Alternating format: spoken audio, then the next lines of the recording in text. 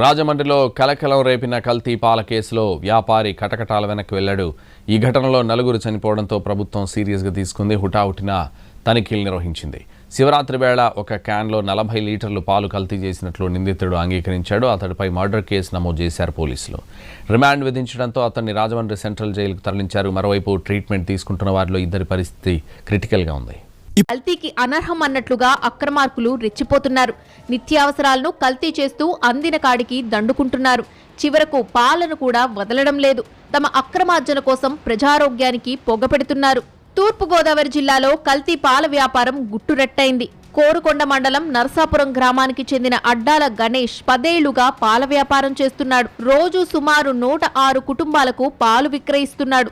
మహాశివరాత్రి రోజు సరఫరా చేసిన పాలు సేవించిన వారిలో అనారోగ్య సమస్యలు తలెత్తినట్లు అధికారులు ప్రాథమికంగా నిర్ధారించారు. రాజమండ్రి శివారు ప్రాంతాలైన చౌడేశ్వర్ నగర్, స్వరూప్ నగర్ కు చెందిన 12 మంది కిడ్నీ సంబంధిత అనూరియా వ్యాధికి గురయ్యారు. వీరిలో 4 మృత్యువాత పడటం తీవ్ర సంచలనం సృష్టించింది. మృతులంతా 60 నుంచి 80 ఏళ్లు పైబడిన వృద్ధులు. మరో 8 మంది రాజమండ్రిలోని పలు ప్రైవేట్ ఆసుపత్రుల్లో చికిత్స పొందుతున్నారు. బాధితుల్లో 2 చిన్నారులు కూడా ఉన్నారు. మరో 2 వృద్ధుల పరిస్థితి విషమంగా ఉంది. కల్తీ పాలతో 4 మృతి చెందిన ఘటనతో జిల్లా యంత్రాంగం అప్రమత్తమైంది. కల్తీ పాల కారణంగానే కిడ్నీ సమస్యలు తలెత్తినట్టు ప్రాథమికంగా భావిస్తున్నారు. గణేష్ దగ్గర నుంచి పాలు కొనుగోలు చేసిన వారందరి ఆరోగ్య పరిస్థితిని పర్యవేక్షిస్తున్నారు. ఇప్పటి వరకు 264 మంది నుంచి రక్త నమూనాలు సేకరించారు. తొలి దశలో 74 మంది బ్లడ్ శాంపిల్స్ పరీక్షకు పంపించారు. పాలతో పాటు పెరుగు నమూనాలను సేకరించి national forensic science laboratory, state forensic science ల్యాబొరేటరీలకు పంపించారు. 2-3 రోజుల్లో నివేదికలు రానున్నాయి. మనకి తూర్పుగోదావరి జిల్లాలో నిన్నటి నుంచి మన దృష్టికి అక్యూట్ రీనల్ ఫెయిల్యూర్తో పేషెంట్ మన రాజమండ్రిలో వివిధ హాస్పిటల్స్లో జాయిన్ అయినట్టు మనకి నిన్న మధ్యాహ్నం జిల్లా యంత్రాంగానికి మన దృష్టిలోకి వచ్చినప్పటి నుంచి కూడా ఇమీడియట్గా మనం ర్యాపిడ్ రెస్పాన్స్ టీమ్ వేసి మొత్తం Chowdeshwar Nagar, Swaroop Nagar and other areas ఎక్కడైతే ఉన్నాయో సర్వే చేయడం జరిగింది. సో అన్ని సర్వేలో కూడా వాటర్ శాంపిల్స్ నుంచి అన్నీ కూడా టెస్ట్ చేయడం జరిగింది. మనకు వాటర్ ఇష్యూస్ ఇవన్నీ కూడా రూల్ అవుట్ చేసుకున్నాము. తర్వాత ఈ అందరికీ కూడా there is one common link.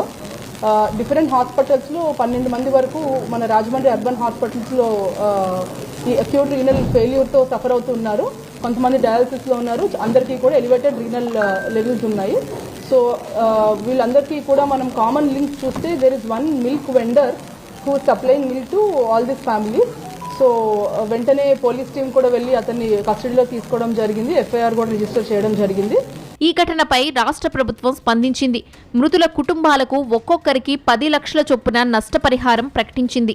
చికిత్స పొందుతున్న 8 మంది పూర్తి వైద్య ఖర్చును భరిస్తామని హామీ ఇచ్చింది. ఈ ఘటనపై దర్యాప్తు కొనసాగుతోంది. పాల గురించి అనారోగ్యం జరిగిన విషయంలో దర్యాప్తు ముమ్మరంగా జరుగుతోంది. ఫోరెన్సిక్ టీమ్స్ కానీ ఇన్వెస్టిగేషన్ అన్ని చేస్తున్నారు. త్వరలో మీకు అన్ని విషయాలు వెల్లడించడం జరుగుతోంది. ప్రజలు దీని గురించి ఆందోళన పడాల్సిన అవసరం లేదు. ఇది ఒక్క సోర్స్ లోనే, ఒక్క క్యాన్ లోనే జరిగినట్టుగా మనకు తెలుస్తా ఉంది. సో ప్రస్తుతానికి అక్కడ క్లోజ్ చేశారు కాబట్టి ఇష్యూస్ ఏం లేవు. ప్రస్తుతానికి 4 చనిపోయారండి. మిగతా వాళ్ళు హాస్పిటల్ ట్రీట్మెంట్ తీసుకుంటున్నారు. వాళ్ళు స్పెషాలిటీ హాస్పిటల్ పెట్టి మంచి ట్రీట్మెంట్ ఇస్తున్నారు. కల్తీ పాలలో ఏ రసాయనాలు కలిపారనే అంశంపై ఫోరెన్సిక్ నివేదికల కోసం అధికారులు ఎదురుచూస్తున్నారు. నివేదికల ఆధారంగా బాధ్యులపై కఠిన చర్యలు తీసుకుంటామని చెప్తున్నారు. రాజమండ్రిలో పరిస్థితిని ఎప్పటికప్పుడు సమీక్షిస్తున్నామన్నారు పోలీస్ అధికారులు. పాల విక్రయదారుణ్ణి ఇప్పటికే అదుపులోకి తీసుకున్నట్టు చెప్తున్నారు.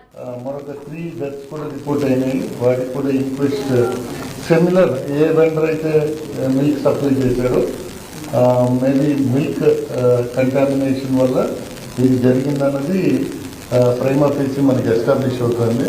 సో దీనికి సంబంధించి ఆయన హౌస్ని కానీ లేకపోతే ఆయనకుండే చిన్న అనాథరైజ్డ్ డైరీ మెయింటైన్ చేసే ఆ రూమ్ని కానీ మనం కంప్లీట్గా సీజ్ చేసాము. అక్కడ ఉన్న ఏదైతే మెటీరియల్ ఉందో మనకి ఈ ఫోరెన్సిక్ సంబంధించి పంపించాల్సిన మెటీరియల్ సీజ్ చేశాము.